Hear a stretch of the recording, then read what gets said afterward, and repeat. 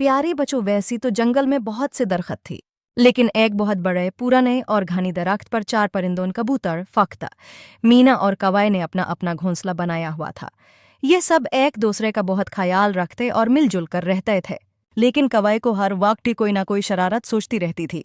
कुआ दूसरे परिंदों को परेशान करने में लगा रहता था और कोई भी मौका हाथ से न जाने देता। कबूतर बहुत मासूम, सीधा सादा था। वो कौवे की शरारत पर उससे कुछ भी नहीं कहता था। यही वजह थी कि कौवे की ज्यादातर शरारतों का हदफ कबूतर ही हुआ करता था। क्वा कबूतर से हस्त करता था, क्योंकि कबूतर हमेशा दूसरों के काम आता और हर मुश्किल में साथ देता था। इसलिए सारे परिंदे उससे पसंद करते थे। कबूतर को अपना घर साफ सुथरा रखने का बेहद शौक था।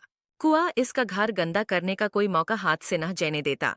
इसकी गैर मौजूदगी में वो अक्सर इसका खाना भी उठा लाता। कबूतर ने मोरमियां से 2-3 बार शिकायत की और खुद भी कौवे को समझाने की कोशिश की, लेकिन कौवे पर कोई असर नहीं हुआ, बल्कि वो रोज बरोज बिगड़ता चला गया। कौवे की उन हरकतों की वजह से फख्ता, मीना और आसपास के परिंदे भी परेशान थे।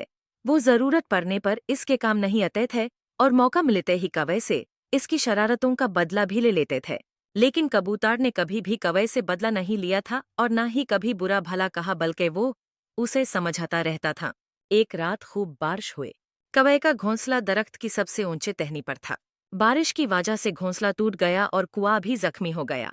दरख्त के बाकी परिंदे बहुत खुश हुए, आज कौवे को अपनी शरारतों की अच्छी सजा मिली है। अब वो किसी को कभी तंग नहीं करेगा और दरख्त पर रहने वाले परिंदे इसकी शरारतों से बच जाएंगे।